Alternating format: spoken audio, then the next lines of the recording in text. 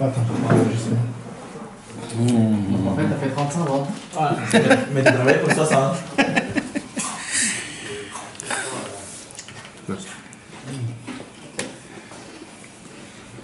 Les Hashem avec l'aide de Dieu. Tu l'as pas envoyé la semaine dernière? Oui,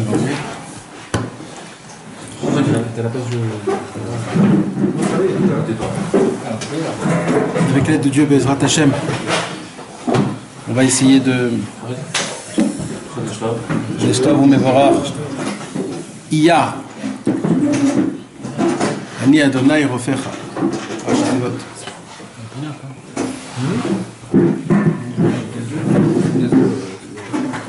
Bezrat Hashem, donc on va essayer un peu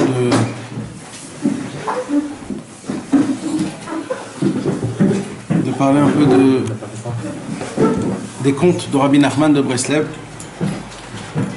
On a parcouru plus ou moins la moitié du conte, du premier conte de la princesse disparue, Bezrat Hashem. Et Bezrat Hashem,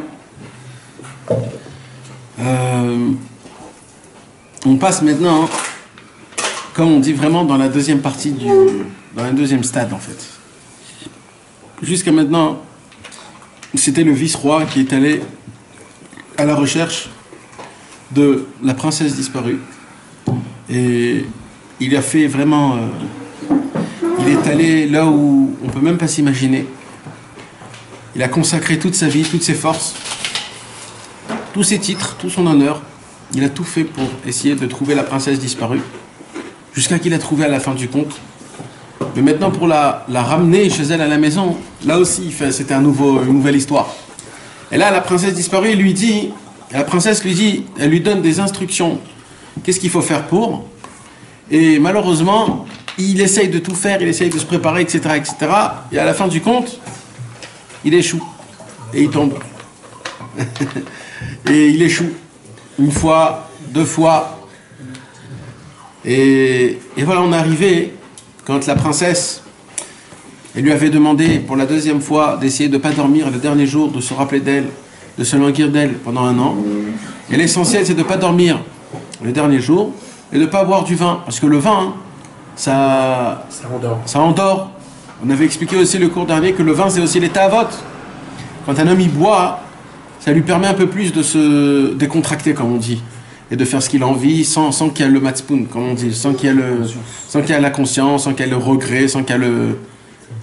Et voilà que le monsieur, le vice-roi, toute l'année, il s'est langui d'elle, etc., etc. Et il vient comme ça, il dort pas la nuit, et le jour, il passe pour y aller voir, pour aller la sortir. Ça y est, c'est la fin, c'est les dernières heures pour la faire sortir, et quand il va la chercher pour la sortir, il a tout fait comme il fallait. Il passe devant un ruisseau, et d'un coup il dit, oh là là, vous imaginez, il y a un ruisseau qui est tout rouge, c'est du vin qui coule, et en plus ça sent du vin. Comment c'est possible? Qu'est-ce que t'en penses, mon serviteur? Et là, Rabbeinu, il a dit, oulala, t'es rentré dans des questions et dans des réponses, tu veux gagner soi-disant le Yetzirah, comment c'est possible? Eh oui, mes amis, c'est possible, le Yetzirah, il a la force, on lui donne la force de pouvoir même changer la nature, s'il faut, pour te faire tomber.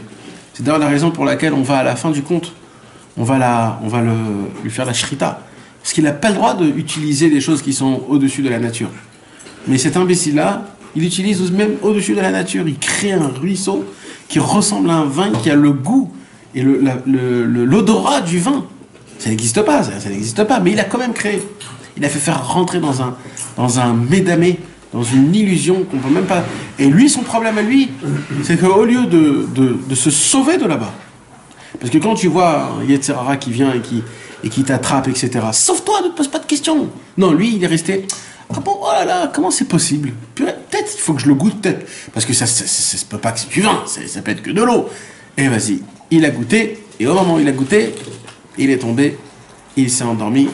Et cette fois-ci, dit Rabbi Nachman, il s'est endormi pendant 70 ans. 70 ans, c'est l'équivalence d'une vie. Ça veut dire que cette personne-là, elle s'est endormie dans un inyan. J'ai réfléchi que nous, des fois, on s'endort. On s'endort des fois. Non, mais ça veut dire, imagine-toi, moi j'ai réfléchi ça, je me suis dit, tu t'imagines, à l'époque on était des jeunes, On avait 18 ans. On s'est dit, allez, vas-y, je vais fumer. On a pris une cigarette, on a commencé à fumer. Au début, c'était horrible. Mais tu t'obligeais parce que tu... Bah oui, il faut que tu fumes. Alors tu t'obliges, c'est horrible. Tu tousses pas. Horrible, c'est horrible, c'est horrible. Et ça te rentre dans tes yeux, ça te fait mal. Après, t'en peux plus, après, ça pue. Et comme ça, un mois passe. Et tu t'efforces, hein, tu t'efforces très fort. C'est comme une avodat Hashem. Il faut que je fume, il faut que je fume. Jusqu'à que le mec, ça y est, c'est fini. Et il peut passer maintenant 10 ans, 20 ans, t'es endormi sur la cigarette. Et maintenant, tu rentres dans des films comme quoi tu peux pas t'en sortir, c'est trop fort pour toi, c'est trop dur, c'est trop... J'ai envie, je veux pas... Ça, tu t'endors. Mais tu sais pas qu'en vérité, quand tu vas t'en sortir, après 1 semaine, 2 semaines, 3 semaines, tu vas voir que d'arrêter de fumer, c'est rien du tout. Et voilà, tu t'es réveillé de cet endort. Et pareil, il y a plein de choses comme ça qu'on s'endort dans des petites choses. Comme par exemple, tu sais, les habitudes que nous on a, les Tunisiens, le Shabbat soir, j'ai besoin de ma pkeila ou du couscous, ou alors de... On s'endort. Non, mais c'est bien, c'est des bêtises. C'est-à-dire, le mec, on lui donne pas ça, il est be'atzvout, le mec. Comment c'est possible? J'ai pas mes habitudes, mais tu vois, les gens, ils viennent à Ouman avec leur shokshuka et leur matboucha, obligatoire, parce que sinon, je peux pas faire mon Shabbat. Des trucs comme ça, qui sont des fois c'est des bêtises. Mais c'est bien, ça nous endort, c'est-à-dire ça, on tombe dedans, ça veut dire ça fait partie de ma vie, ça fait partie de mon. Maintenant, ça peut être des choses qui sont nulles, mais quand même, ça veut dire t'es attrapé là-bas, t'es attrapé, tu t'attrapes, c'est des sortes de. Si tu veux pas, il te manque quelque chose. Voilà, et t'es pas content, c'est-à-dire t'es presque batsmout, alors là, purée, j'ai passé un Shabbat sans ça, etc. Et ainsi de suite. Des habits, ou alors une nouvelle mode, ou alors il est sorti le nouveau truc de la mode, il faut que je l'achète obligatoire, ou. C'est me refaire. Et ça, c'est quoi? C'est une sorte de comment on peut dire ça? De sommeil. Tu rentres, tu t'endors, et des années, ils passent, tu fais pas attention, jusqu'au jour où tu t'en sors, et dès que tu t'en sors, bam, tu te dis, mais tu t'imagines, 10 ans est passé, je suis resté dedans pendant 10 ans. C'est de la folie, comment c'est possible? Eh ben oui, mon frère, c'est possible. Il y a des fois des choses. On peut pas s'imaginer comment c'est fort et comment c'est puissant, cette chose-là. Et on a plein de choses comme ça. Top. On est arrivé là que apparemment, qu'est-ce qui s'est passé pendant ce temps-là qu'il était en train de dormir? La reine est venue, et quand elle est venue, elle a vu qu'il était en train de dormir. Oh là là là, la reine, elle a dit, mais je comprends pas. Je ne comprends pas, tu t'es tellement fatigué, tu t'es brisé en 1000 morceaux, qu'est-ce que t'as fait tout ça pour venir me voir, et maintenant, c'est qui vient vers qui? Le monde à l'envers. C'est moi qui viens vers toi. C'est moi qui viens vers toi. Et là, t'es où, toi? T'es en train de dormir. Elle vient, elle essaye de le frapper, de lui donner des gifles, de le réveiller. Réveille-toi, réveille-toi. Rien à faire. C'est-à-dire quoi? C'est-à-dire quand la personne, Razmi Shalom, elle est dans son délire de Tahava. T'es pas obligé d'être en endormi complètement sur tout. Dans le délire de la Tahava. Comme par exemple le foot. D'accord? Quand tu commences à jouer ou quand tu commences à rentrer dans des... Tu peux devenir fou, tu te dis, mais après tout, quand tu t'en sors et tu te dis, mais ça va, tu vois pas quelle histoire, c'est que... Non mais il y a des gens, ils sont obligés de tenir, de parier, de trucs, etc. Et ça devient un monde en entier, tout dépend de ça. Et là, c'est la Neshama elle-même, elle vient, elle se rapproche, elle te dit, je t'en supplie, là je reviens vers toi, là, c'est pas mon travail, mais réveille-toi, c'est quoi? Des fois, il y a des choses qui se passent dans la vie, où on te dit, oh, il faut que tu te réveilles, frère, il faut que tu te réveilles, mais réveille-toi, t'es quoi, t'as un enfant? Mais ça me fait peur parce que ça n'a pas marché. Hein? Attends, Nachon. Et apparemment, il ne s'est pas réveillé. Pourquoi? Parce qu'il s'est laissé endormir la première fois. Il est rentré dans... On a dit, c'est quoi il a parlé avec son serviteur? Est-ce qu'il y a un ruisseau? Il n'a pas un ruisseau. Il a commencé à tomber dans la philosophie. On a expliqué le cours dernier. C'est qu'il a rendu sa ta'ava une idéologie. Nachon, vous vous rappelez? Quand un homme, il rend sa ta'ava une idéologie, ça ne devient plus une ta'ava, ça devient une idéologie. Écoute, c'est normal, il faut se décontracter le soir après le travail, j'ai besoin de voir mon petit foot, c'est normal, etc. Mon frère, tu vas voir un couteau, vois, il n'y a pas de problème, mais ne fais pas de ça comme si que oui, c'est important, etc. Non, t'en vis, fais-le. Mais ne te dis pas que ça dépend de ta vie, ne te dis pas que sans ça tu peux pas, ne te fais pas entrer dans ta tête des choses comme ça que tu es dépendant. Fais tes tavotes, fais-les, fais ce que tu as envie, mais dis que c'est pas bien, mais fais-les. Mais ne rentre pas dans ta tête comme quoi non, c'est important, il faut, etc.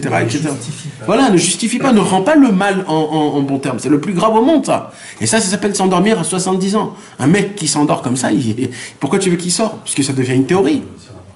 Bon, la semaine dernière, c'était Yom HaShoah. Alors j'ai revu plein de photos comme ça sur mon téléphone. de Yom HaShoah.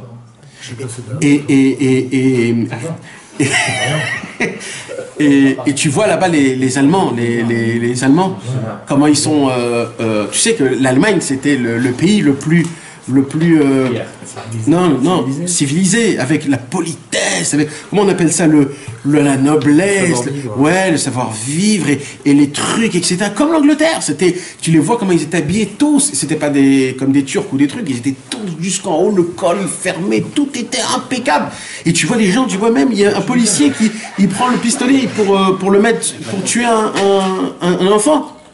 Tu vois, ils le font d'une manière que c'est normal. Maintenant, je me suis dit, regarde, quand ils parlaient à leur radio, pour eux, c'était normal de parler comme quoi il faut tuer les juifs, et que c'est exactement...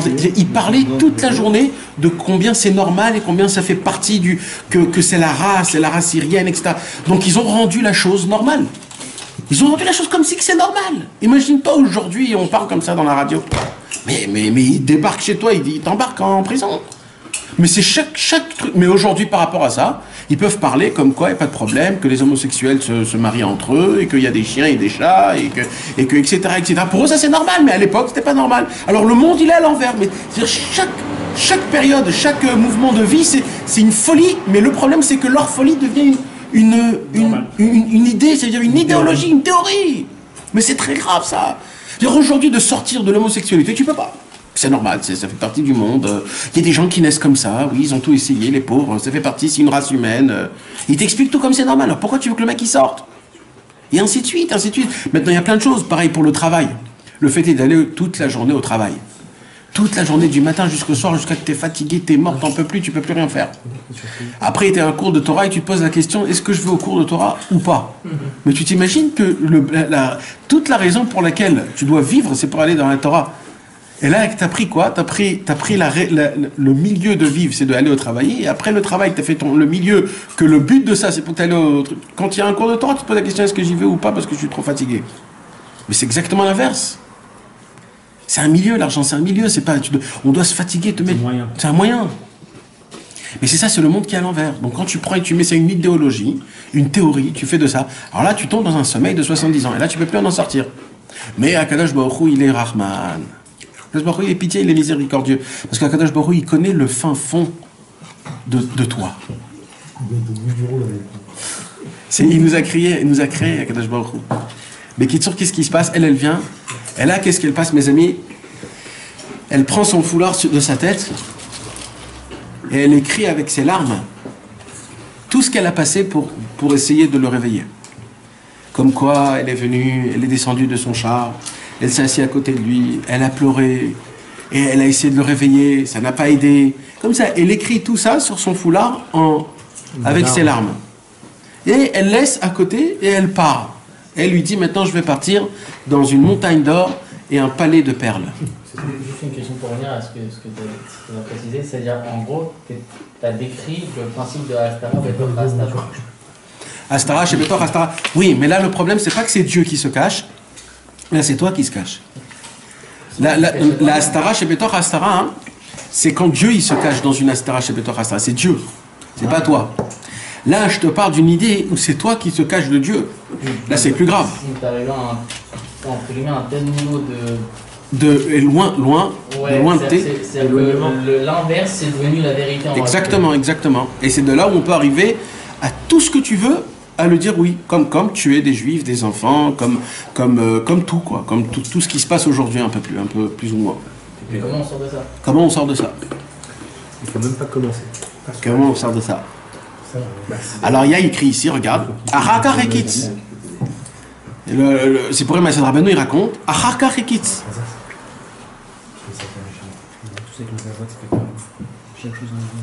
Qu'est-ce qui s'est passé? C'est très important. Moi, je dis que le sommet de la première histoire de la princesse disparue, c'est ce qu'on va étudier ce soir. C'est le foulard. Le foulard, c'est le sommet de tout. C'est pourquoi il s'est réveillé la deuxième fois? Il s'est réveillé la deuxième fois parce que la princesse disparue, elle lui a laissé à côté le foulard. C'est quoi le foulard? Ce qu'on avait dit, c'était quoi le foulard? Le foulard, c'est la nouvelle Torah. C'est la Torah cachée. Mitparat, on appelle Mitparat Sfarim. Le Sefer Torah, il s'appelle une Mitparat. Le Sefer Torah, il s'appelle un foulard. Pourquoi il s'appelle un foulard? Parce qu'on le roule comme un foulard. C'est d'ailleurs la raison pour laquelle les Sfaradim ils mettent des foulards dans le Sefer Torah. Pour embrasser le... Il y a des sortes de foulards. Pourquoi ça s'appelle Mitparat Sfarim? Foulard avec un foulard. On avait expliqué que le foulard aussi, c'est quoi? Ça cache la tête. Mais en vérité, la Torah, elle cache ce qu'il y a vraiment dedans la Torah. Parce qu'en vérité, ce que nous on doit dévoiler, c'est ce que la Torah, ce qu'il y a entre les lettres. Le Gilou Hashem, comment découvrir Akadosh Baruch Hu. Dans la Torah en elle-même, quand tu lis la Torah, tu ne découvres pas Hashem. Tu vois une histoire, tu vois des mitzvot, tu vois... tu ne découvres pas Hashem. La preuve, c'est qu'il y a plein de goy qui étudient la Torah, et voilà, ils sont goy. Mais en vérité, toute la Torah, elle est venue pourquoi? Pour découvrir Hashem. En vérité, tu dois étudier la Torah comment? En essayant de trouver un concept, un conseil concret, pour que tu puisses l'appliquer pour sortir de nos ta'avot. Et quand tu étudies de cette manière-là, tu sors. C'est ça la mitparat. Mitparat, c'est quoi? En vérité, il lui a donné un foulard écrit par des larmes de ses yeux, pour lui faire montrer que comment tu veux découvrir le secret de la Torah cachée, de la nouvelle Torah, en pleurant. Mais plus que ça, qu'est-ce qui se passe? Juste avant, je continue. Et il s'est réveillé. Grâce à quoi il s'est réveillé? C'est la raison. Grâce à la mitparat. Il s'est réveillé grâce à la mitparat.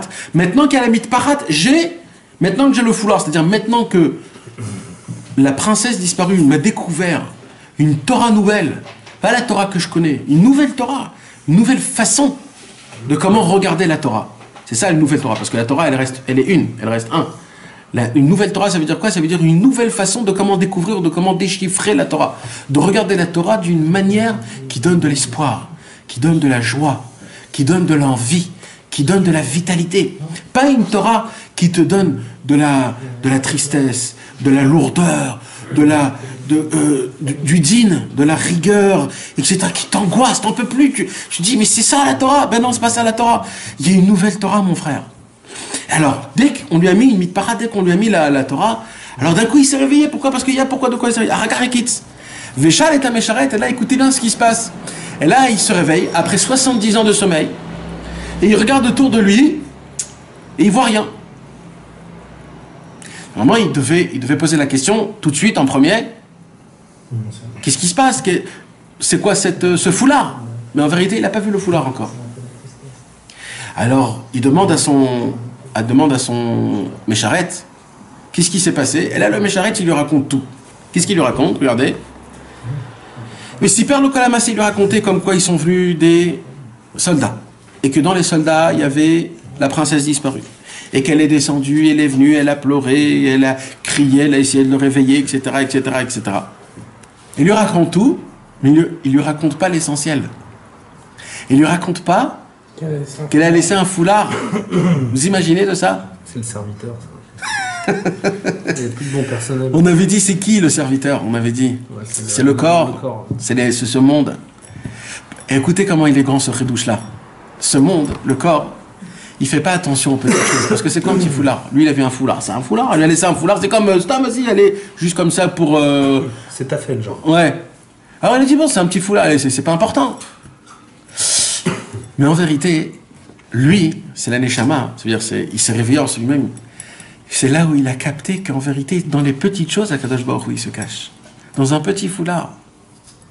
Et il s'est dit, c'est quoi ce foulard? C'est rien du tout. Mais pour que je puisse le comprendre, comment il a lu le foulard? Il a pris le foulard et il l'a mis devant le soleil. On a dit que le soleil, c'est quoi? C'est la chorma dans la Torah Aleph. Ça veut dire, il faut prendre la Torah qui est cachée, l'étudier avec une chorma.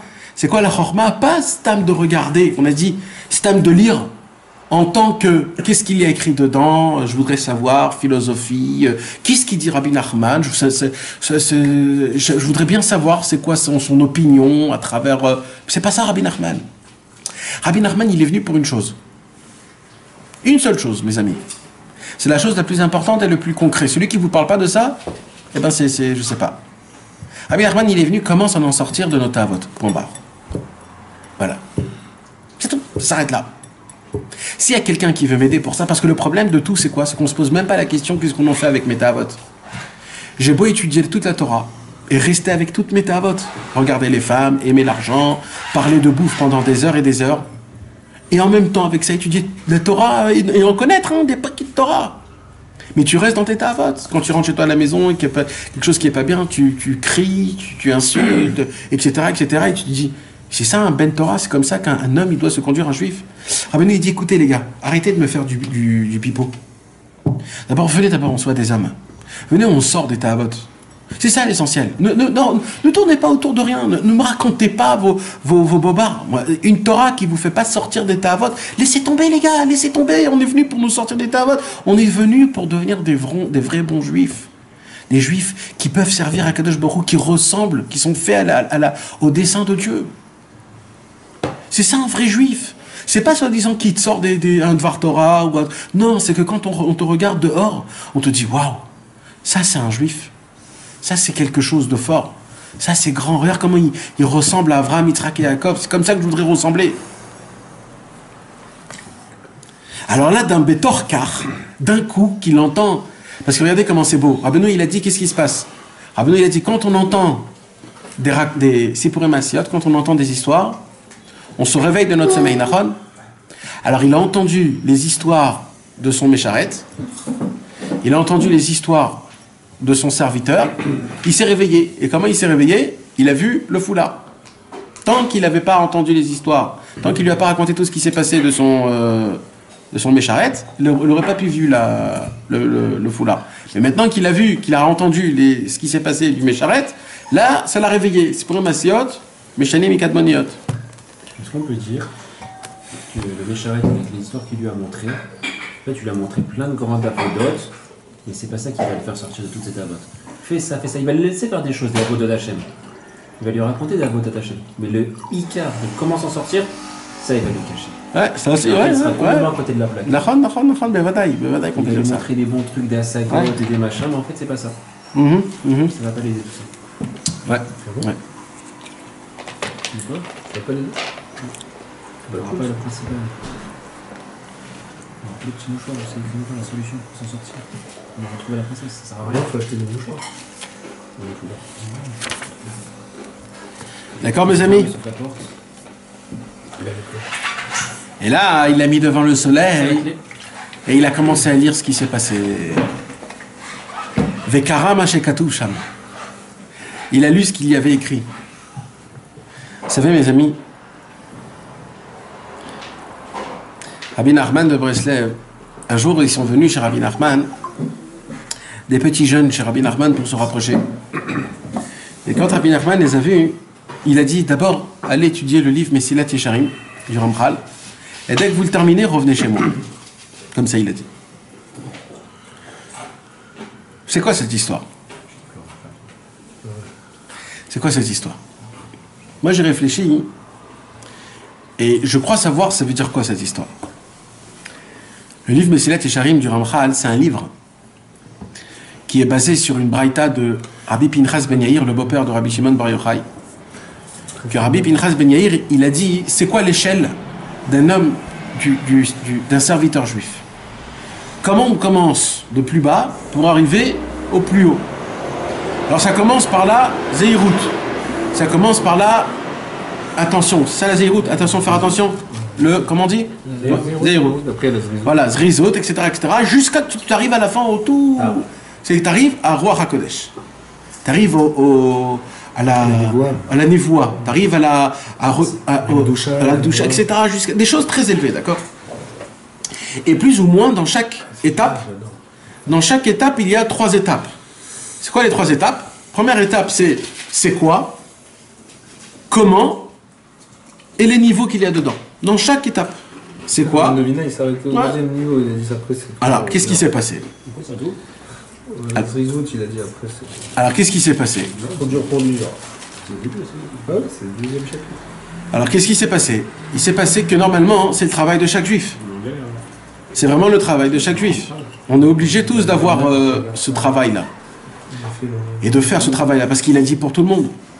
Mais quand Rabbi Nachman de Breslev, il leur a dit à eux, allez d'abord faire le Messilat Yesharim. En fait, qu'est-ce qu'il a voulu dire? Il a voulu dire, vous venez comme ça, prêt, propre, frais, jeune. Vous ne connaissez pas encore la vie. Vous allez me prendre pour un mec qui donne des torotes, des notions de Torah, etc., comme un autre. Si c'est comme ça, vous allez complètement vous tromper, vous n'allez pas comprendre ma kavana. Moi, j'ai besoin que d'abord vous allez appliquer le chemin normal. Allez prendre le Messilat Yesharim, qui est le chemin normal. Commencez à l'appliquer. Commencez à l'appliquer. Vous allez voir comment le chemin normal, comment il est difficile.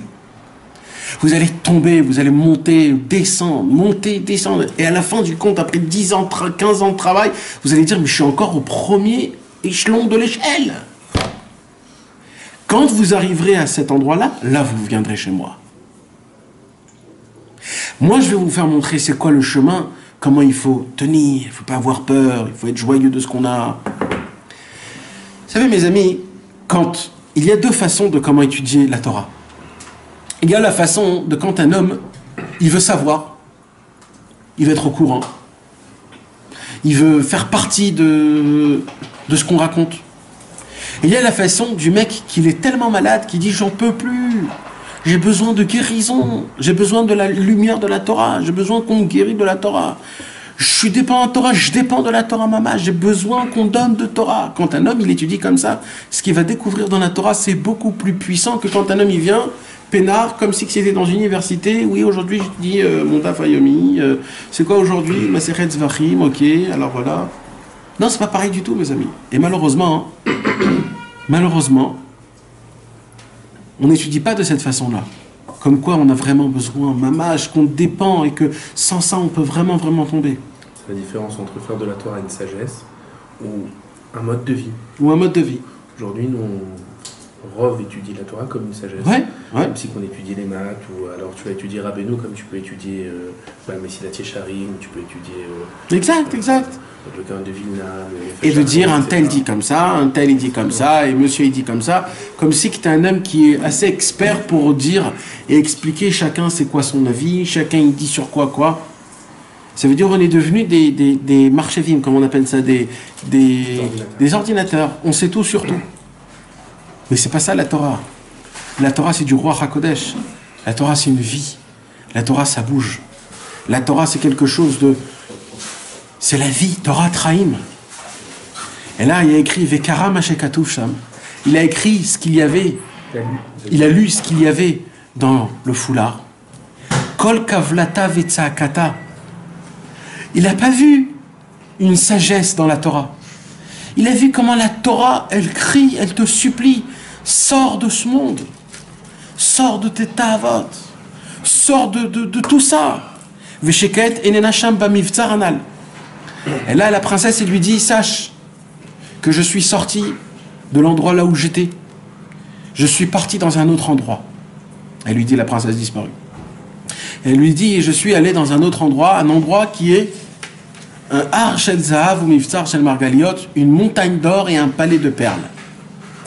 Si tu veux me chercher, cherche un endroit qui s'appelle une montagne d'or et un palais de perles. Ouais. Juste une question. Tu n'avais pas dit qu'il fallait d'abord pleurer pour arriver à comprendre? Ouais. C'est pas on va dire, c'est pas contre le principe même de Rabbeinu d'être Tamil Diaz Bessimcha? 23 heures. Ça m'arrive. Mais tout ce que Rabbeinu... 23 heures par jour. 23 23 heures par jour. Et 1 heure des beaux débits. Non mais pleurer, c'est pas d'afka de pleurer par tristesse. Bah là, en l'occurrence, si c'est un languissement, c'est de la tristesse. Ah pas du tout, languissement c'est pas de la tristesse, languissement c'est découvrir. C'est charmé quand tu languis quelqu'un, moi j'adore. Quand tu te languis quelqu'un, tu pleures, c'est pas par tristesse. C'est de la peine. Non, pas du tout. C'est de la tristesse, c'est tu attends, non. Regarde bien, réfléchis Des bien. fois, je me casse pendant 2 mois exprès pour languir les gens. C'est un vrai bonheur. Et réfléchis bien. Quand tu pleures pour de languissement, quand tu pleures pour de la peine, c'est pas des languissements, c'est pour de la peine. Un homme qui pleure, quand il se languit, mamage, il pleure du languissement parce qu'il il attend, il va voir, il est en attente, il n'est pas en peine. En peine, c'est dire j'ai baissé les bras, j'ai de la peine. Mais il y a le pleur de languissement, c'est quelque chose qui est beaucoup plus élevé. Comme il dit Rabbeinu, de pleurer de joie. C'est quoi pleurer de joie? Ça n'est pas le bon mot, languissement. Non, mais c'est quoi? C'est la même chose. Il a hâte de retrouver. C'est une sorte de... Hâte. Je veux arriver là-bas. C'est comme des gens qui pleurent. Comme on avait expliqué, les stars. Je crois qu'il a hâte. Les stars qui pleurent. Pourquoi ils pleurent, les stars? Pour l'oseille. Les gens, comment on appelle les gens qui sont dans... Les fans, pardon. Pourquoi ils pleurent? Ma mère, ça Même eux, ils savent pas, mais c'est un sentiment qui est vie, c'est un sentiment naturel. C'est quoi ce sentiment naturel? Ils pleurent d'une beauté, de quelque chose qui est... Non, c'est pas de la joie du tout, Bichlal. Ils sont pas joyeux, ma pita, mais ils pleurent pas de joie. Eux, ils pleurent de comment on appelle ça? Même ça. Comment on appelle ça? Une mitrachout. Mais c'est une émotion. C'est quelque chose que tu vis, que tu sais que tu vas pas le revivre. Ils pleurent, ils sont mitrakshim. C'est quelque chose de... Là, on parle de pleurer pour découvrir la Torah. Rabbeinu, il en a parlé énormément. Qu'il faut pleurer quand on étudie la Torah. Il a dit que grâce à ça, on crée des nahars, on crée le fleuve. Et que grâce à ce fleuve-là, ça enlève toutes les chitzonim. C'est Rabbeinu Be'atzmo, quand il était tout jeune et qu'il n'arrivait pas à comprendre le Chumash Rashi, il a pleuré énormément. Après, il n'a pas compris la Mishnah, il a pleuré énormément. Après, il n'a pas compris la Gemara, il a pleuré énormément. Tous les tzadikim, c'est comme ça. Mais alors, Rabbeinu, il s'est aussi beaucoup donné de sa propre santé. À la fin, il dit si j'avais su qu'avec la joie, je pourrais arriver à. Non, mais là, on parle de mortification. C'est pas la joie, c'est la fila, Nathan, qui l'a dit. C'est pas la joie. Il n'a pas dit si j'avais su avec la joie. Il a dit si j'avais su que la fila me revenait ça, je me serais pas sacrifié autant. Donc c'est un autre ignan, tu comprends? C'est des autres ignanim. En safek, il n'y a aucun doute que pour découvrir, on a expliqué le cours dernier que dans la Torah 67, la deuxième partie du Likutei Moharan, le Zohar HaKadosh, il parle de deux sortes de Rome. La petite et la grande. Et c'était à l'époque, quand la Rome c'était l'Empire, et après quand la Rome elle n'était pas un empire, mais elle avait une emprise sur nous. Et le Zohar HaKadosh, il dit que les deux Roms, c'est les deux yeux qui voilent. C'est deux voiles qui sont dans les yeux. Tu comprends? Et comment on fait pour envoyer ces voiles? Il faut pleurer. Chaque voile, c'est pour ça que quand tu pleures, il y a écrit Veshavu He'avim Achar HaGeshem. C'est-à-dire après que tu pleures, tu vois. Attention, pas de tristesse. D'Afka, la tristesse, ça rajoute des voiles. Non, oui, d'accord. La tristesse, laisse tomber la tristesse. On n'est pas obligé de pleurer que de tristesse. Mais le fait est de pleurer, c'est quoi? C'est de laver tes yeux. C'est comme un mikvé pour tes yeux. C'est écrit dans tous les livres que de pleurer, ça lave tes yeux. Le problème, c'est que nos yeux, ils ont vu beaucoup de mauvaises choses. Mais là, ce que tu dis aussi, une Torah, il parle de ça. Je suis quelqu'un qui est dans le gamma bérit et qui n'arrive pas à s'en sortir. Il faut qu'il pleure. Il doit faire crier. Krachement en pleurant. La Torah, la Medzain, la Medvav. Il y a un yen comme ça. Et le pleur, c'est pas pleurer, pardon. C'est des larmes. C'est de faire sortir des larmes, c'est pas pleurer. Il n'y a pas écrit ici, c'est d'avoir des larmes. C'est pas pareil. Les larmes, ça lave. Il n'y a pas plus beau que les larmes. Quand tu pries et que tu pleures, Akadosh Baruch Hu, il te sent, c'est tes sentiments. C'est quelque chose d'énorme, les larmes. Les larmes, ça nettoie les yeux et grâce à ça, on peut découvrir. Et on avait expliqué que la mitparat aussi, c'est quoi? C'est chatzot, la mitparat. La mitparat, c'est quoi? C'est d'étudier la Torah à chatzot quand tu pleures. Et grâce à ça, tu peux la découvrir. Tu es obligé de prendre la Torah et la mettre devant le soleil. Le soleil, c'est le tzaddik. Si tu veux comprendre la Torah d'Akadosh Baruch Hu, la Torah Nevim Uktovim, la Gemara, la Mishnah, il faut que tu le mettes devant le soleil. On a expliqué que le soleil, c'est le tzaddik. Quand tu prends la Torah et tu ne le mets pas devant le tzaddik d'après ce qu'il nous a donné, le tzaddik, en fait, qu'est-ce qu'il nous avait fait? Il nous a donné un dictionnaire. Le tzaddik, il nous a expliqué des petits points. Toujours être joyeux, ne jamais désespérer, de toujours avancer. Avec ces points-là, tu dois étudier la Torah. Tu dois toujours essayer d'étudier la Torah avec ces points. C'est ça, quand tu prends la Torah et tu le mets devant le soleil, si tu prends la Torah et tu le mets devant le tzaddik avec toute la gdamot du tzaddik, grâce à ça, tu pourras découvrir, c'est ce qu'il a fait le monsieur. Le monsieur, il a pris le foulard, il a mis le foulard devant. Et grâce à ça, qu'est-ce qu'il a découvert? Il a découvert une nouvelle Torah. Il a découvert ce qui a été écrit, ce qui a été caché. Parce que tu ne peux pas lire quelque chose qui est avec des... Et là, mes amis, il lui a découvert... C'est le moment où il tombe qu'on lui donne ça. Hein? C'est marrant, c'est le moment où il tombe on lui donne ça. Non, c'est le moment où il se réveille. Parce que quand il lui a donné, il ne s'est pas réveillé. Ça a pris du temps énormément avant qu'il se réveille. Tu comprends? Mais ça a été préparé. Mais oui, c'est comme ça fait partie du concept. Ça fait partie du concept de tomber, de redescendre, de tomber, de redescendre, de tomber, de redescendre. Mais tu t'imagines qu'avec tout ce qui s'est passé, on est à peine arrivé à la moitié? Parce que là, il lui attend encore des années de recherche. Mais tu sais, c'est quoi le plus beau? Le plus beau, c'est pas quand il a retrouvé. Le plus beau, c'est la recherche. C'est ça qu'Akadosh Baruch Hu, il aime. C'est ça la beauté de tout. Quand tu prends une keila et que tu la cuis 1 heure, elle n'est pas bonne. Mais quand tu la cuis une nuit, elle est bonne. Tu comprends? C'est comme ça. Un plat, plus tu le cuis longtemps, plus il est bon. Plus il mijote, plus il est savoureux. Et ainsi de suite. Un travail, quand tu te fatigues dessus et que tu arrives à la fin à découvrir la chose, c'est énorme pour toi, c'est quelque chose d'exceptionnel. Et là, il lui dit, va dans une montagne d'or et un palais de perles. Alors là, mes amis, c'est quoi cet endroit-là? C'est quoi cet endroit-là? C'est quoi Ar Shel Zahav ou Miftzar Shel Margaliot? C'est quoi cet endroit? Alors déjà, en première fois, on pourrait dire, en première, qu'on parle du Beth Amikdash. Ar Shel Zahav, c'est Ar HaMoria, c'est Yerushalayim. Que dessus se tient le Beth Amikdash qui s'appelle le palais de perles. Voilà. Maintenant, c'est important, Rabbeinu il a dit perles. Même perles en yiddish, c'est aussi Margaliot. D'accord? Donc quand Rabbeinu il a dit un palais de perles, il a dit perles. Et pourquoi le palais de perles, ce sera le Beth Amikdash? Parce que c'est quoi le Beth Amikdash? Le Beth Amikdash, c'est un qui beti bet fila ikarel ekol amim. Le Beth Amikdash, c'est un endroit de prière. Et le Zohar HaKadosh, il dit une prière, elle est obligée d'avoir 3 choses tout le temps. Quoi?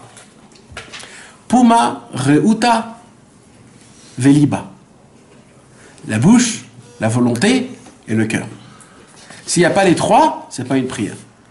Perle, Rachetevot, Puma, Reuta, Liba. Donc, on peut dire... Perle en français? Ouais. Perle en français. Mais parce qu'il a dit aussi en yiddish, et en yiddish c'est aussi perle. Donc on peut faire ce... Donc ça sort sympathique, c'est Puma, Reuta, Veliba. Ce qu'il dit sur anticonstitutionnellement. Oui, yiddish, quoi. Et donc Bémet, on peut dire que le palais de perles, c'est le Beth Amikdash, parce que c'est là-bas, c'est la Tfila. Qui bêtit Bet Tfila. C'était pas bon. Hein? Il avait dit que c'était pas bon. Non, il y a un autre endroit C'est le pas bon. qui est le pas bon. Ça, c'est un autre endroit, c'est 2 choses différentes. On parle de 2 palais. Il y a le palais où il y a toute la beauté, toute la grandeur, c'est le palais de Esav, ça c'est le pas bon. Mais là, il lui dit, je suis sorti de ce palais. Maintenant, je vais dans un palais qui est la montagne d'or et le palais de perles. Voilà, c'est un autre endroit. Ça, c'est celui de Yaakov et de Yosef. Il y a celui de Esav, et il y a celui de Yaakov et Yosef. C'est pour ça que Yaakov et Esav, Yaakov et Yosef, Gimatria Miftzar. C'est le Miftzar, c'est ça le Miftzar, c'est le palais de Miftzar Shel Margaliot, le palais de perles. Parce qu'il y a celui de Esav, Mamash, c'est 2 palais énormes qu'il y a dans ce monde. Il y a le palais de Esav où il y a tout ce monde-ci, il y a le palais de Yaakov. Et là-bas, c'est comme ça que ça se passe. Là, c'est un point. Il y a un deuxième point où on peut dire comme ça. Et ça, c'est d'après un écouté à la Chod de Rabbi Nathan qui l'explique sur la Torah 5, le Inyan de la Torah 10, le Inyan de Avraham, Yitzhak et Yaakov. Avraham, il a écrit, c'était du niveau de la montagne, Avraham. C'était le niveau de la montagne. Yitzhak était le niveau du champ, et Yaakov, il était du niveau de la maison. Pourquoi Avraham, c'était du niveau de la montagne? Parce qu'il y a écrit, Vayashkem Avraham Baboker,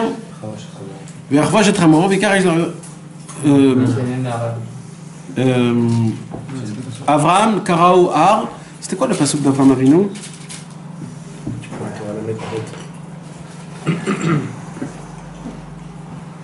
Waouh!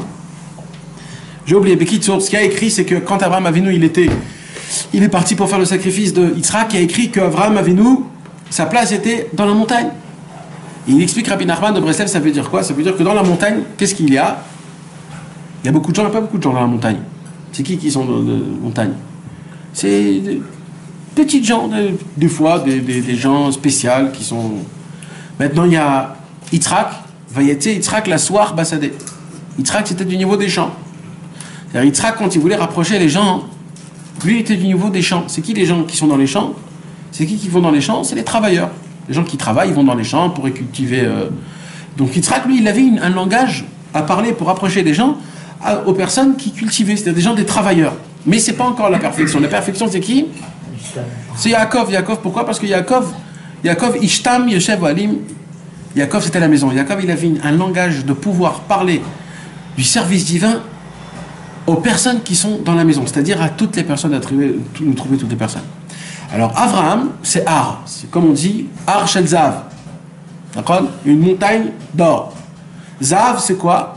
C'est Yitzhak, parce que Yitzhak, c'est la Gvura, et Zav, c'est la Gvura. Et Yaakov, c'est quoi? C'est Baït, c'est la maison. Ça veut dire, dans le mot Zahav, il y a le mot Baït, il y a le Bet, et il y a le Zé et Bet. Maintenant, Ar Shel Zahav ou Miftar Shel Margaliot, il y a écrit que Yaakov Avinu, il ressemble, quand il est né, Yaakov Avinu, Rashi, il dit, Yaakov Avinu ressemble à une perle qui s'est perdue dans du sable, et que quand on cherche au-dessus du sable, on cherche, à la fin du compte, on trouve une perle.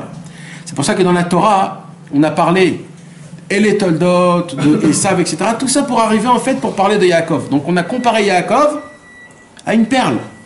Donc une montagne d'or et un palais de perles, c'est l'équivalence de Avraham, Yitzhak et Yaakov. Et Rabbi Nachman de Breslev, il explique que Moshe Rabbeinu, il est venu dans le monde et il a fait faire descendre la Torah. Quand il a fait faire descendre la Torah, c'était une Torah qui était exceptionnelle, il fallait appliquer. Mais en tant que Moshe Rabbeinu, on ne connaissait pas encore les secrets. On croyait que la Torah, elle disait juste ce qu'il y a écrit, pas plus que ça. C'est pour ça que l'essentiel travail qu'ils parlaient dans les tzadikim et les rachamim, c'était le pshat, c'était comment appliquer la Gemara, le midrash, etc.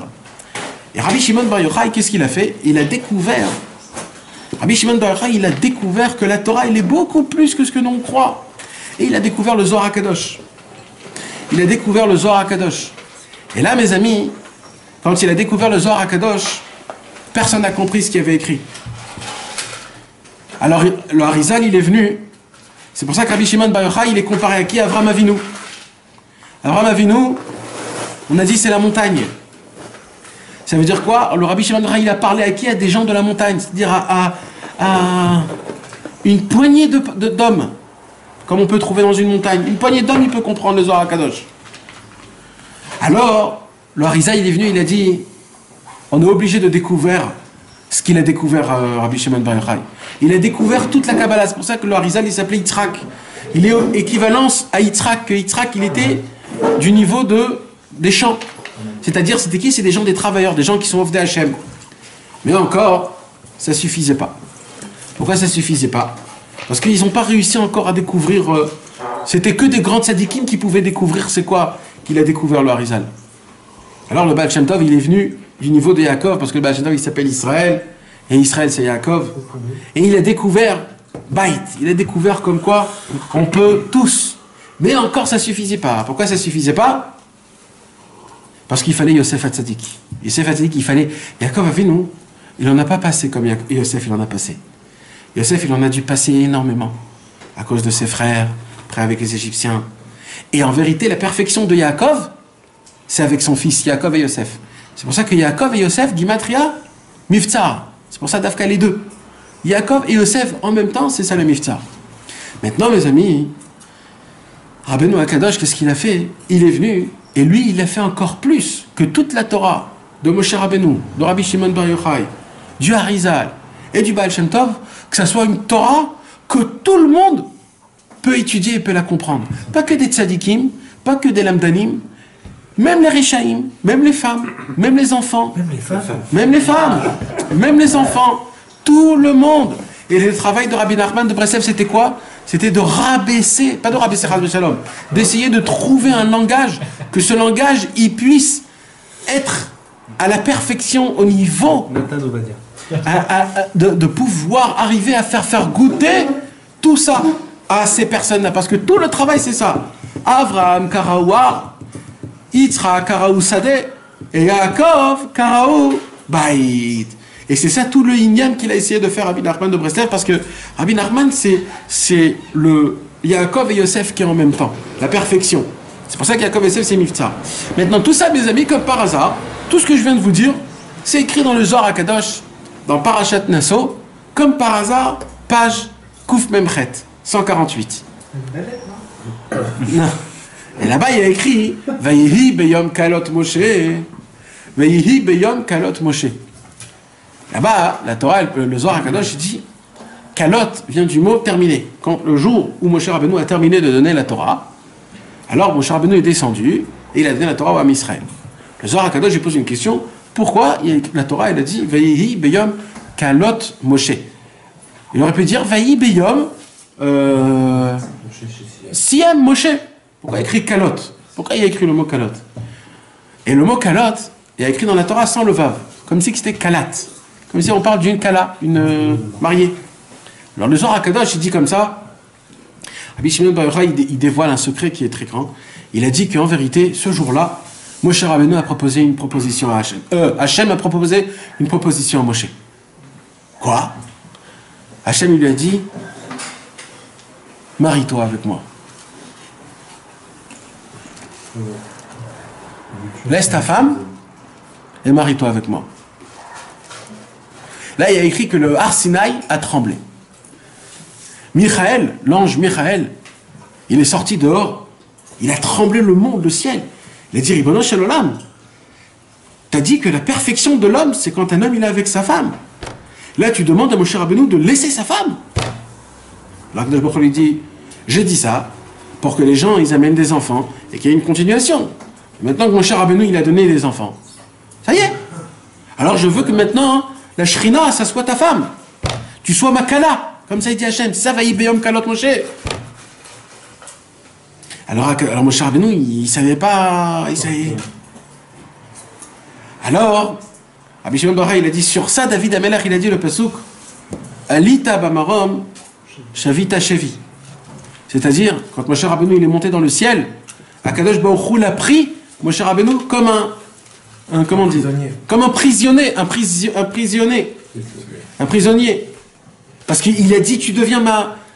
Alors Rabbi Shimon Bar Yochai, il a dit, moi je vais expliquer ça d'une autre façon.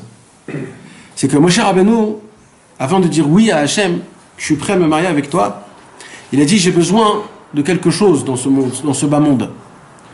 Parce que de me marier avec la Shrina, hein, il faut que tu habites avec nous, Hachem. Je ne peux pas me marier avec quelqu'un qui... Alors, il a créé la Shrina. C'est comme ça que la Shrina, elle a été créée. La Shrina, elle a été créée comme ça. C'est que Akadosh Baruch Hu, il a fait sortir une partie de lui, il a donné à Moshe Rabbeinu, et il a dit, ça sera la Shrina, avec ça, tu vas être marié, c'est moi, en fait. Et il a appelé ça la Shevi. Et en vérité, Rabbi Shimon Bar Yochai, il parle là-bas, très long, c'est à la fin de la Hydra Rabba, Hydra Zuta. Là-bas, Rabbi Shimon Bar Yochai, il dit, c'est quoi cette Shrina-là? Après le Beth Amikdash, je comprends qu'il y a une Shrina, mais c'est quoi cette Shrina? Shrina, c'est quoi? Alors il dit là-bas, c'est un endroit qu'Akadosh Baruch Hu, il crée, que cet endroit, c'est là où on puise le maximum de lumière possible. C'est comme un gesher, comme un pont où on peut faire descendre un maximum de lumière d'en haut par en bas. Et le Harizal, dans l'Ikouté Torah, dans le Chelek de Iyov, il dit, c'est quoi Alita Bamirom Shavita Shevi? Il dit, Shevi, c'est les rachetevot de Shimon Bar Yochai. Ça veut dire, en fait, Moshe Rabbeinu, il a dit, je vais faire descendre. Grâce à quoi je vais faire descendre toute la Torah? Grâce à Rabbi Shimon Bar Yochai, c'est lui qui va donner. Après, Shevi, c'est aussi le rachetevot Yitzhak ben Shlomo. C'est le Harizal. Et c'est aussi le rachetevot de Israël ben Sarah, le Baal Shem Tov. C'est que ce sont les 4 personnes qui vont faire descendre, qui vont expliquer le Inyan de la Torah qu'on a expliqué comme Avraham, Yitzhak, Yaakov, que chacun il a expliqué d'un niveau de Har, Baït Sadeh, maison, montagne, champ et maison, que chacun leur travail à eux c'était quoi? C'était d'essayer de creuser un peu plus, pour essayer de parler le langage des gens. Mais il y a un cinquième. Quand tu prends Shevi avec les Nekudot, parce que tout le secret de Rabbeinu, c'est quoi? Rabbeinu, il est venu dans le monde et il a dit comme ça dans Chayei Moharan. Rabbeinu, il a dit, Rabbi Shimon Bar Yochai, il a commencé quelque chose, il s'est arrêté. Le Harizal, il a commencé quelque chose, il s'est arrêté. Le Baal Shem Tov, il a commencé quelque chose, il s'est arrêté. Moi, je vais commencer quelque chose qui va continuer jusqu'à la fin de tous les temps. En vérité, c'était quoi cette parole? Cette parole, c'est qu'en fait, Rabbi Nachman, il a dit, comment je peux faire pour que ce qu'ils ont fait les tzadikim auparavant, ça puisse continuer au fait aujourd'hui. Pas parce qu'il est meilleur, non, on ne parle pas de meilleur ou pas meilleur. On parle de comment je peux me baser sur eux pour que ça puisse continuer, pour que ça puisse jusqu'à la fin de tous les temps. Ils ont tous essayé, ils n'ont pas arrivé, moi je suis obligé. Et là, Rabbeinu, il a découvert. Qu'est-ce qu'il a découvert, Rabbeinu? Le secret le plus grand au monde, c'est quoi? se languir. Rabbeinu dit dans Torah 31, Nekudot HaKesef, dans Shir HaShirim. Rabbeinu dit que tout dépend des Kisufim. C'est quoi les Kisufim? Les languissements. Se languir après une bonne chose. Qu'est-ce qu'il lui dit ici, la princesse disparue? Juste, languis-toi après moi pendant 1 an. C'est tout ce que je te demande. Rien que languis-toi. Rabbeinu, il est venu dans le monde, il a dit, moi je parle de vous que les volontés, les languissements. Et les volontés, les languissements, comment il appelle ça, Rabbeinu? Les Nekudot. Parce qu'il y a écrit Nekudot à Kasef. Kasef, c'est Kisufim. Ça ressemble à des Nekudot. Il dit, Rabbeinu, qu'est-ce qui se passe? Il dit, une lettre sans voyelle, elle ressemble à quoi? À rien. Quand tu mets la voyelle sur une lettre, elle vit. Il dit, Rabbi Nachman, quand un homme, il sert à Kadosh Baruch Hu sans voyelle, sans volonté, sans languissement, sans Nekudot, ça sert à rien. Par contre, quand tu sers à Kadosh Baruch Hu avec des Nekudot, c'est quoi? C'est-à-dire avec des languissements, des envies, là, elle vit. Alors regardez comment c'est beau. Prenez le mot Shevi avec les Nekudot.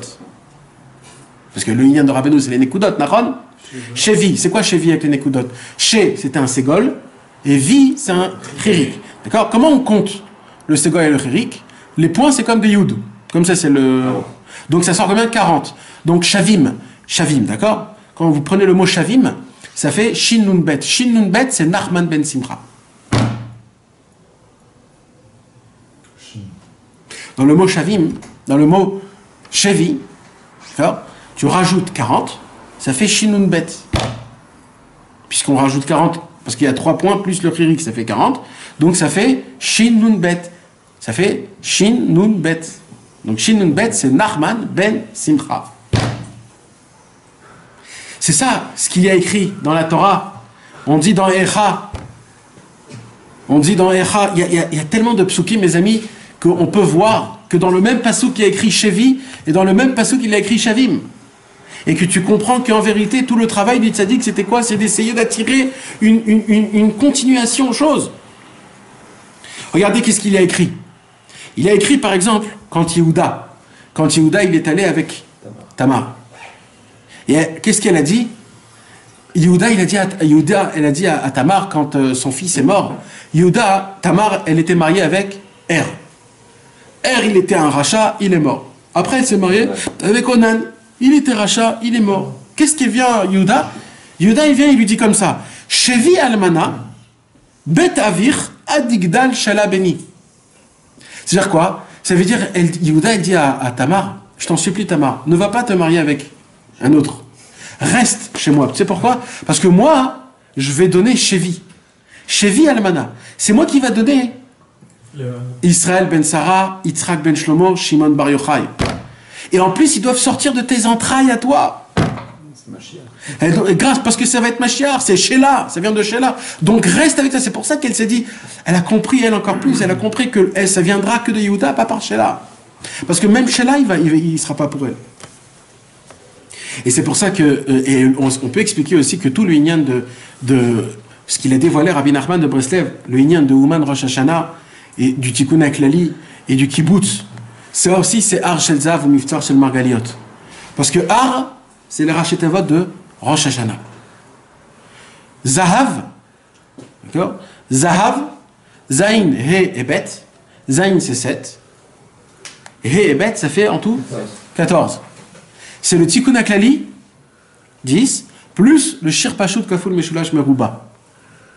Le Yud Kevavke, le chant nouveau. Parce que le Tikkun HaKlali, il est fait par quoi? Il est fait composé par 4 lettres. Tout le inyan du Shir Hadash, des 10 lettres, il est composé par 4 lettres. Donc c'est le 10 plus 4 qui fait 12. Donc c'est le Ar Shel Zahav. Ar Shel Zahav, c'est quoi? C'est Ar, c'est Rosh Hashanah. Zahav, c'est le Tikkun HaKlali. Et Mivtsar Shel Margaliot, c'est tout le inyan quand on prend. Non, la question c'est est-ce qu'on continue ou pas? Parce que là c'est trop.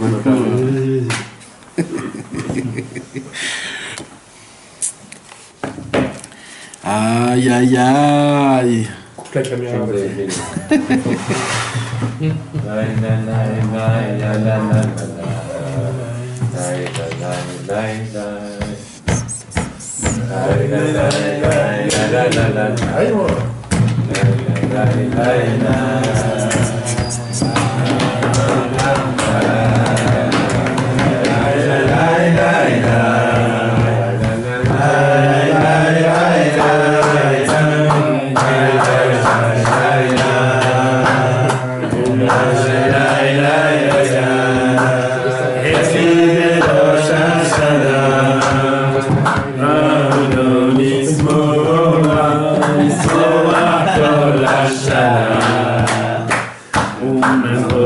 הצד השני עולה על הכל. מבצר, c'est la ראשי תיבות, מסתופפים בציון רבנו. C'est ממש le עניין, le הר של זהב הוא מבצר של מרגליות, et מרגליות c'est quoi? יקרה מפנינים. C'est quoi יקרה מפנינים? Le Kohen Gadol il ressemble à des perles qui rentrent dans le Beth Amikdash pour faire le sacrifice. Et c'est ce qu'on a dit que le tzaddik qui ressemble יקרה מפנינים à des perles mamash. Et c'est ça tout les inyan mamash, c'est-à-dire, ça veut dire, il te dit si tu veux essayer de trouver ta neshama, de retrouver ton inyan, il faut que tu voyages, il faut que tu ailles, il faut que tu voies, il faut que tu fasses ce qu'il faut faire, ce que Rabbeinu il a demandé. Dans le prophète Jérémie, tout ça mes amis, c'est des choses que j'invente pas, c'est des choses qui sont écrites dans le Tanakh, il faut juste les ouvrir. Dans le prophète Jérémie, dans le psaume, dans le numéro 30 là-bas, il y a écrit Altira Avdi Yaakov, Ve'al Techat Israël. Le prophète Jérémie, vous savez qu'il a dit beaucoup de professions qui sont des prophéties qui sont dures. Mais il y a 2-3 prophéties, pas beaucoup, hein, même, qui sont des paroles un peu ouais, un tout petit peu mamache. Et une des paroles, c'est quoi? C'est Altira Avdi Yaakov, n'aie pas peur, prince de Yaakov, Ve'al Techat Israël, et ne te rabaissis pas, juif, Ki nini Moshiach merachok, car je vais te sauver de loin, Ve'et zarech me'eretz shavim, et de ton Ve'et zarech et tes et ta descendance, mais eretz shavim, d'une terre qui vont revenir. C'est quoi eretz shavim? Shavim, c'est Shinun Bet. C'est-à-dire, mais eretz shavim, ça veut dire c'est grâce à quoi je vais te sauver. Le prophète Jérémie dit grâce à quoi? Grâce à Nachman ben Simra. Le vrai Nachman, la vraie personne qui va... C'est ça, Eretz Shavim. Vous devrez voyager tous dans la terre de Nachman ben Simra. C'est quelque chose qu'il faudra le faire. C'est le prophète Jérémie qui le dit.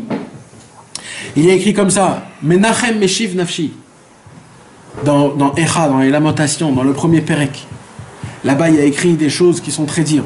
Mais à la fin du premier, il y a écrit Menachem Meshiv Nafshi. C'est qui va être Menachem? C'est le Meshiv. C'est qui le Meshiv? C'est ça, c'est Meshiv, c'est aussi Shinun Bet. Meshiv Nafshi, c'est que lui qui peut me ramener. Et c'est ça tout le Inyan, mais c'est quoi?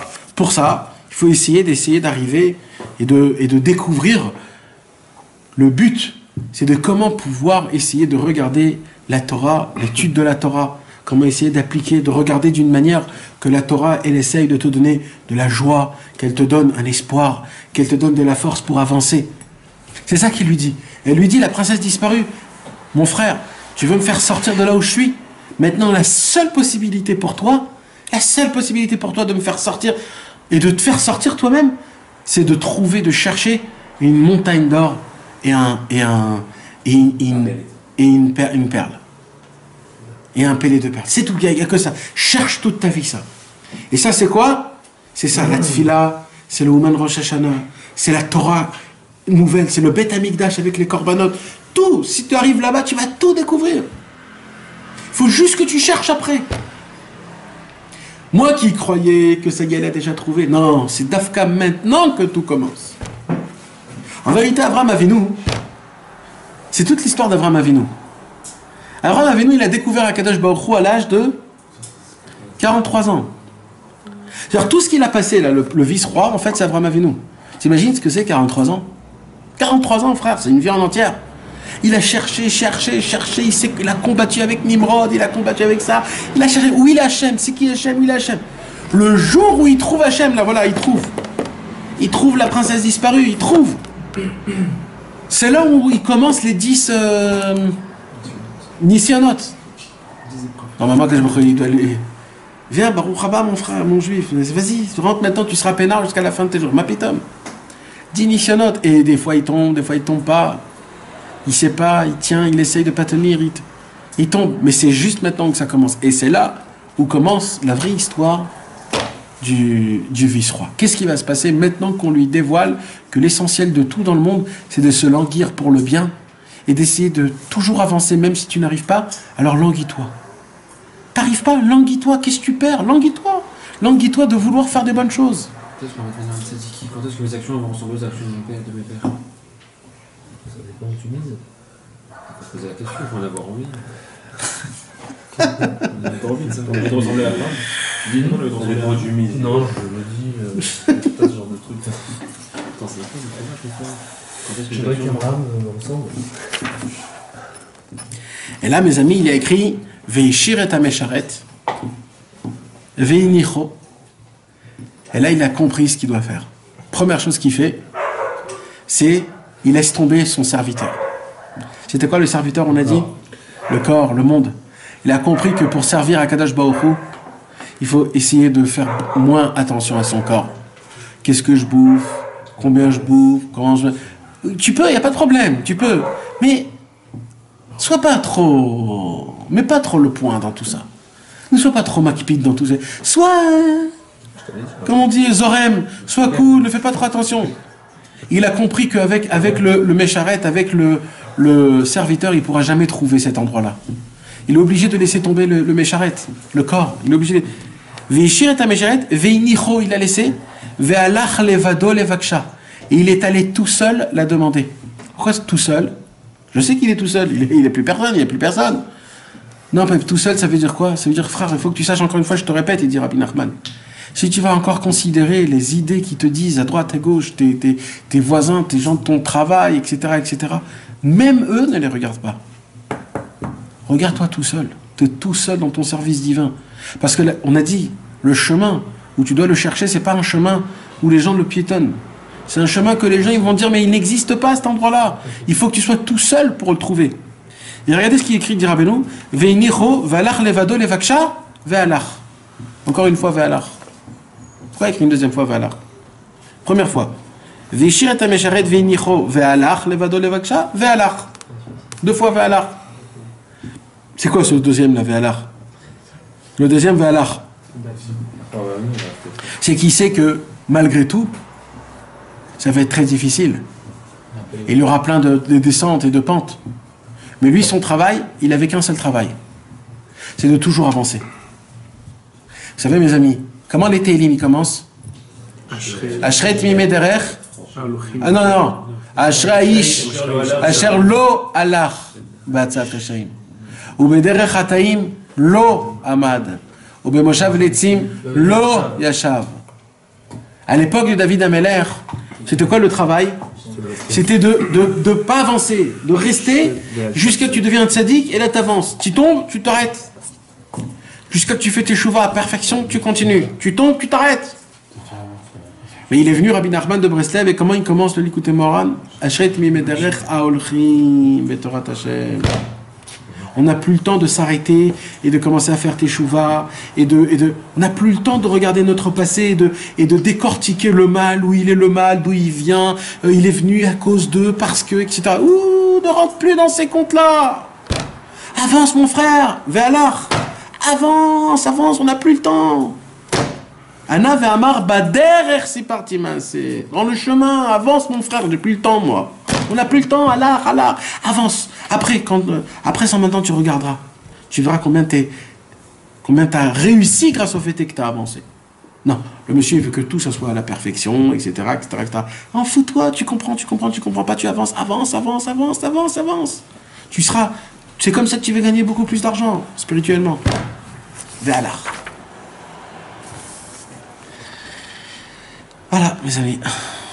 Voilà.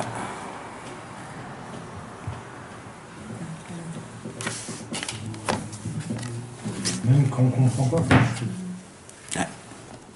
Je comprends des fois, on comprend jamais. Jamais on comprend. Tu puisses assimiler ce que tu as essayé d'étudier. C'est des bobards. On ne comprend jamais rien. Et quand tu comprends. Laisse tomber. D'abord on a assez, après Nishma. C'est comme ça que ça fonctionne. Moi je frappe, après je réfléchis. Si t'as compris, si t'as rien compris. Je sais même pas si on l'a compris ça, qu'on a compris.